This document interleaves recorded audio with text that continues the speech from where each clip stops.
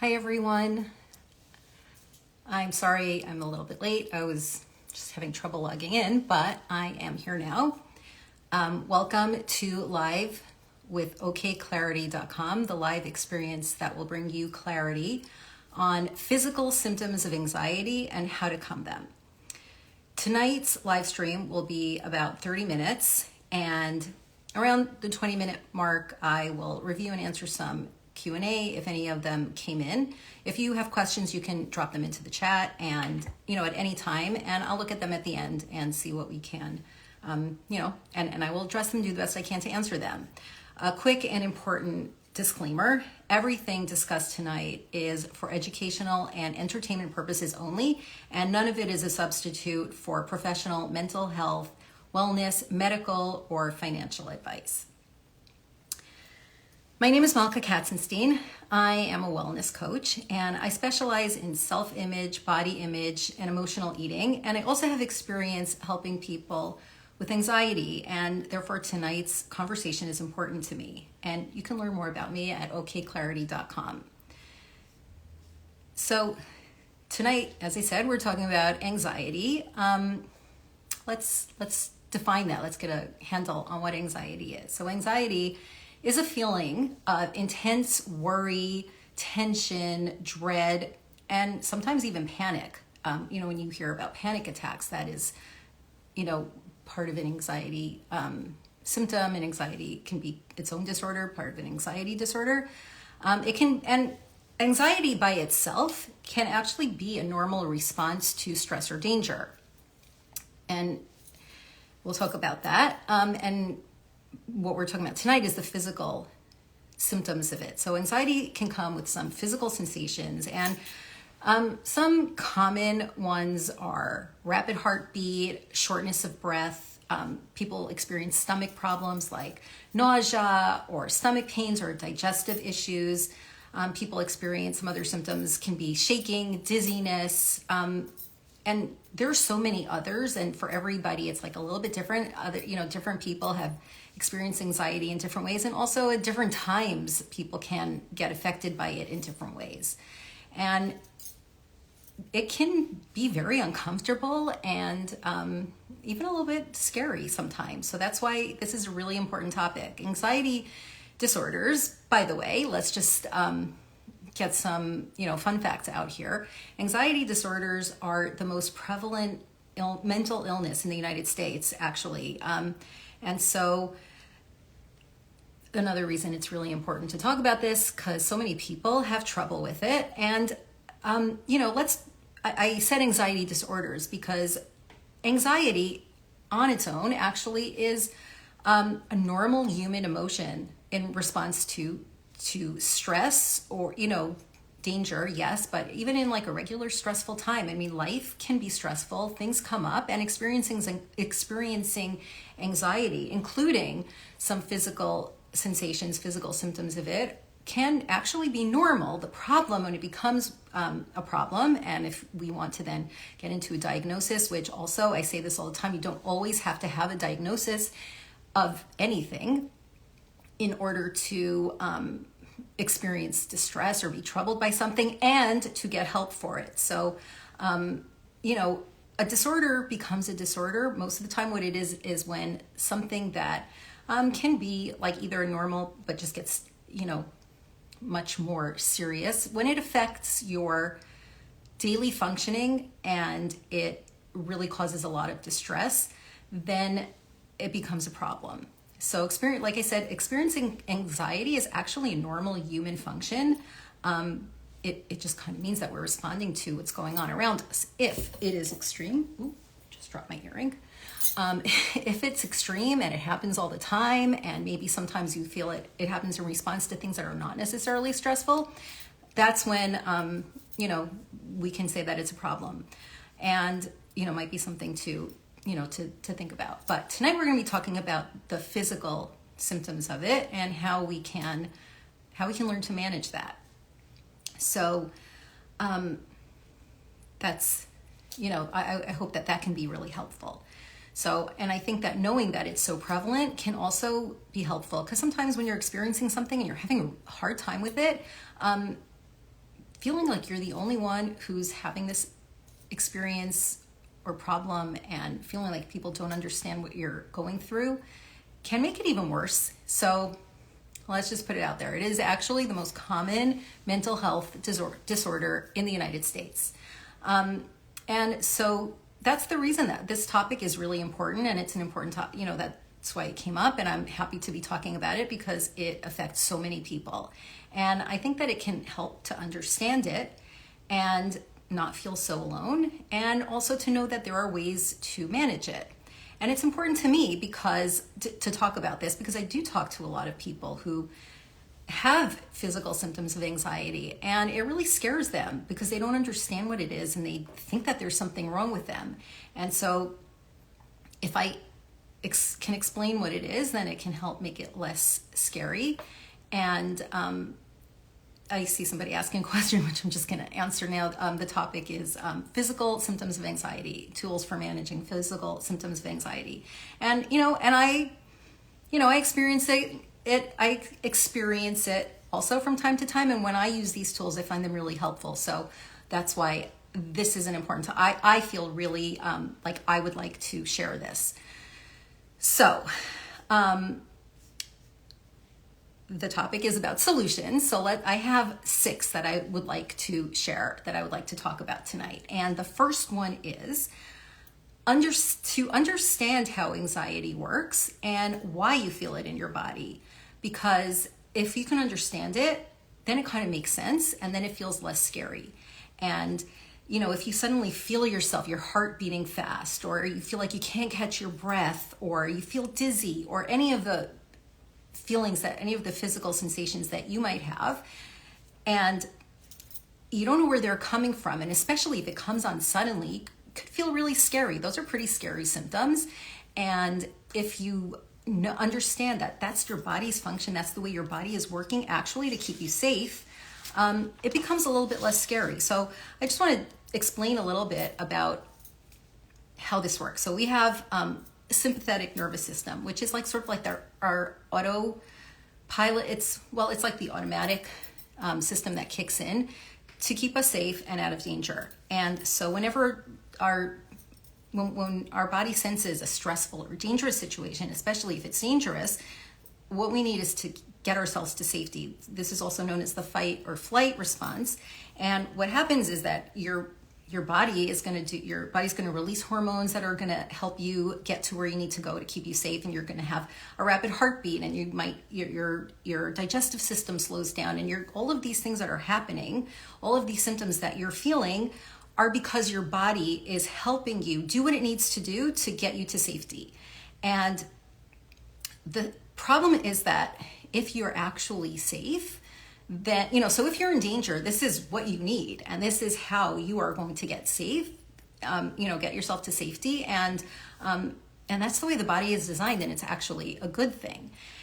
If you are actually not in any danger, maybe you're just feeling stressed, or sometimes for no reason at all that you can think of, nothing happens with all of this. You feel all of those symptoms, your body gets flooded with the hormones that make this happen, and like they have no place to go, and your body's all prepared for fight or flight, and you're just sitting at your desk or wherever you are. And so it doesn't get it doesn't get used the way it's supposed to, and it can feel really uncomfortable, and it can feel really scary. But if you understand that this is designed actually as a safety thing for your body, it's pretty amazing actually. So just understanding, oh, hold on a minute, yeah, my heart is beating because like I got scared by something, or I'm worried about this big meeting that I have, or I don't know, I just had unpleasant and an argument with somebody.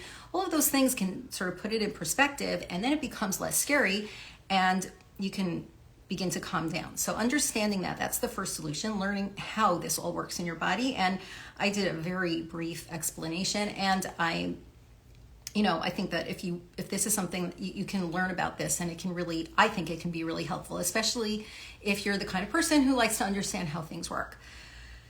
The second solution that I have for you is to name it, because it sounds so simple, but actually if you're letting it get you into a spiral of even more anxiety and more panic, it's going to own you.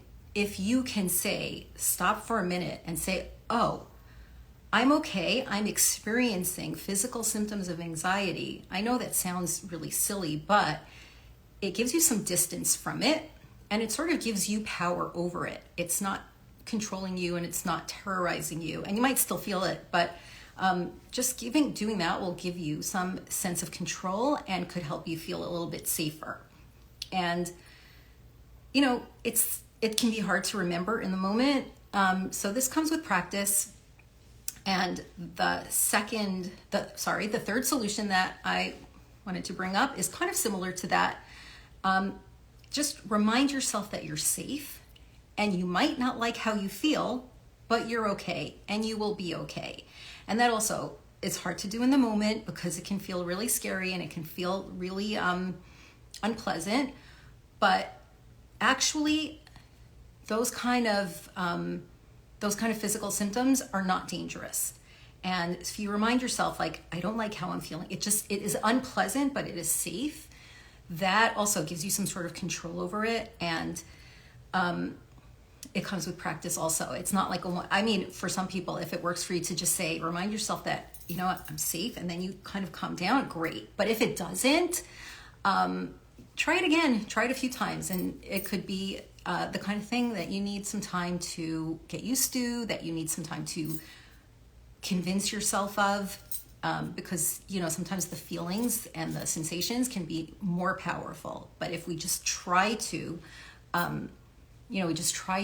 get ourselves into some sort of grounded place where it's not taking control over us and taking us away with it and making a spiral, then that can help feel just a teeny little bit better. And the more you do it, the easier it becomes, and the better it feels, and the more effective it becomes as a strategy or solution. Number 4 is to ground yourself.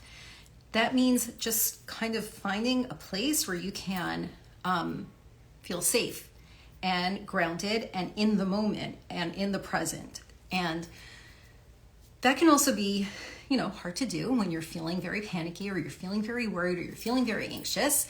And there's this great tool that I love for this, because it takes your focus away from what you're feeling and away from your worries and your physical sensations, and it makes you concentrate on other things. So it's a great distraction, and also it's a great way for you to ground yourself where you are, so that your anxiety and the physical sensations don't take you along with them on some crazy ride.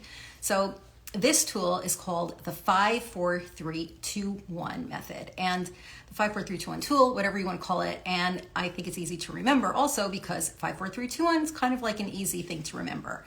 And I'm just going to tell it to you like this, and you can kind of mix it up any way that works better for you. But the way it works is you start with 5 things that you can see. So that means that you're going to have to stop what you're doing.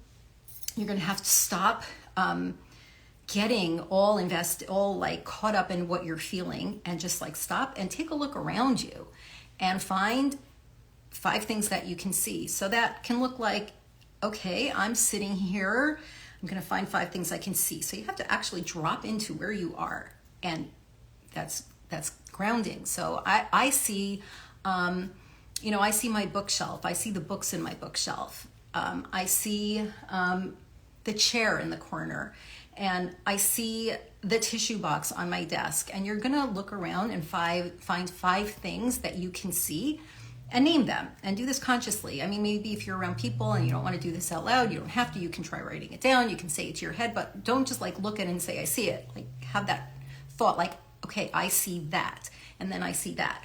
So that's 5. 4, you want to find 4 things that you can touch. And that also means that you're really going to have to concentrate on this, because,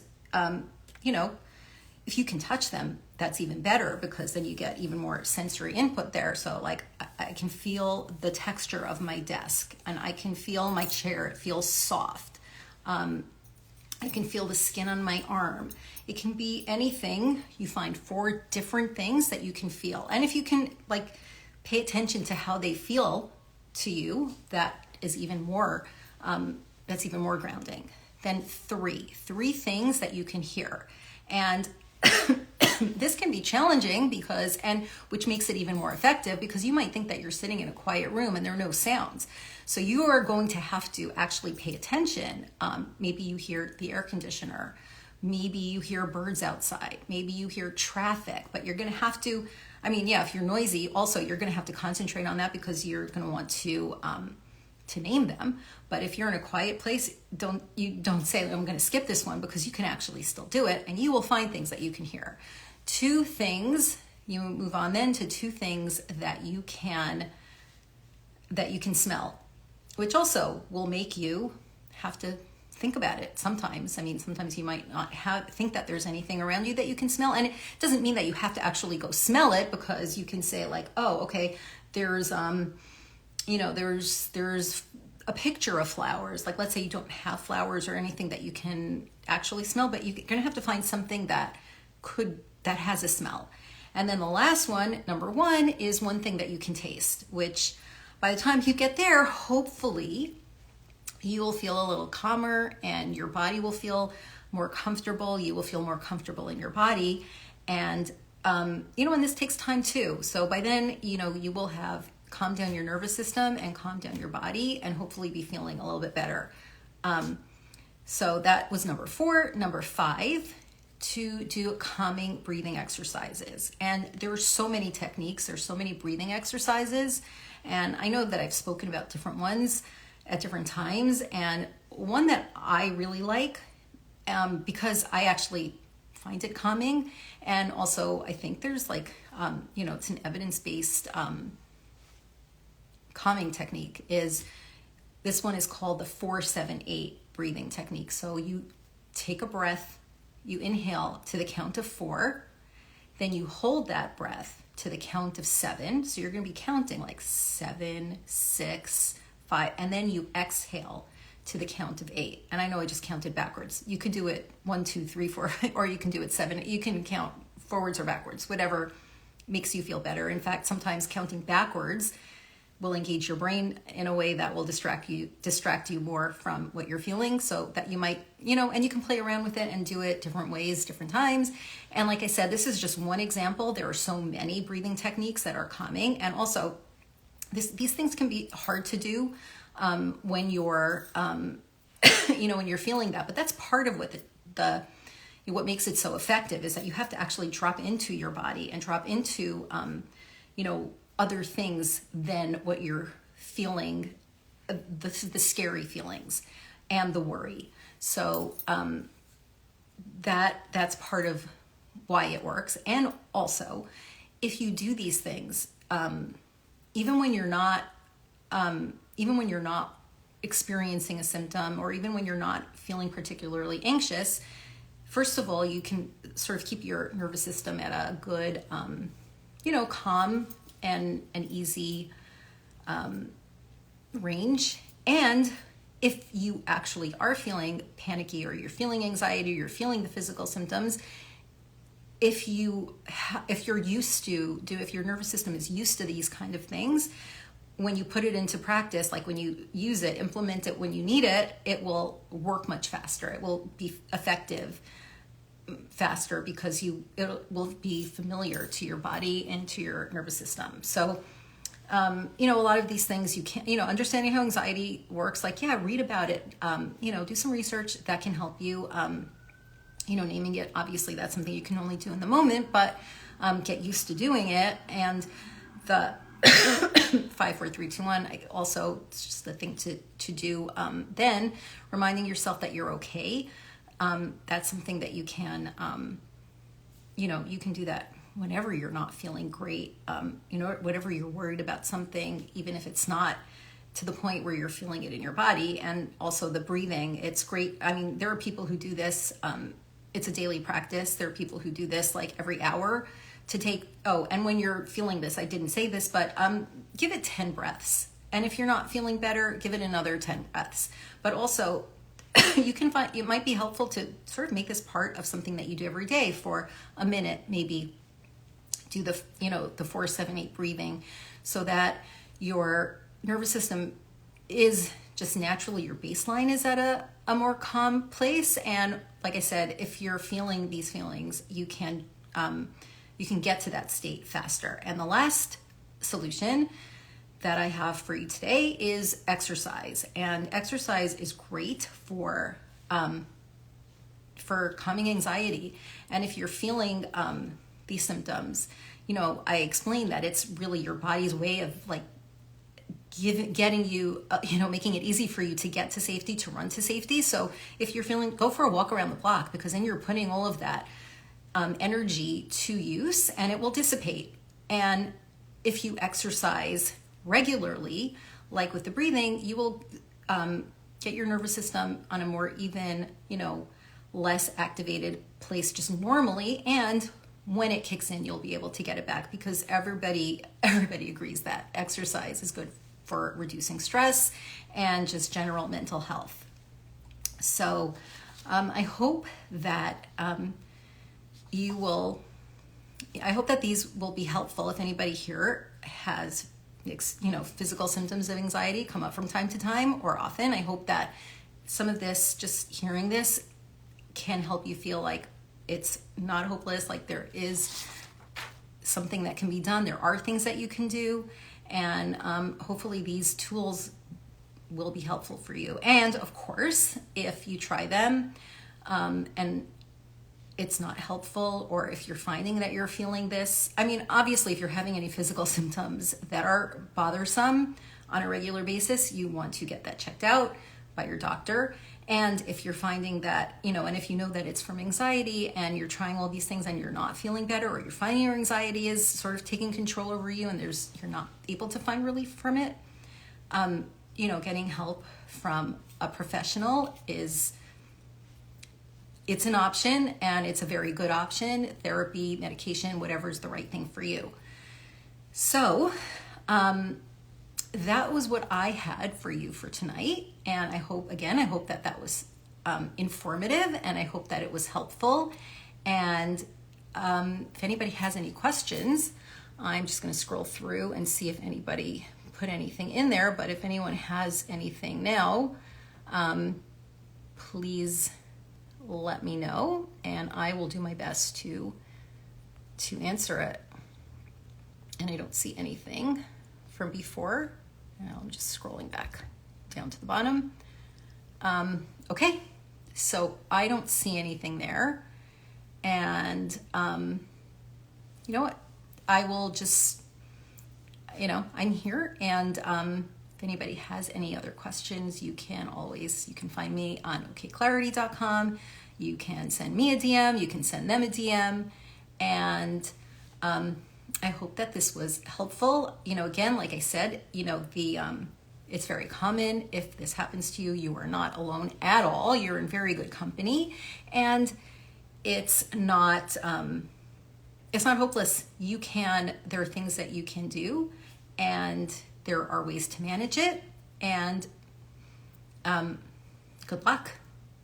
So thank you, everybody who's here. Thank you for joining me, and have a great night.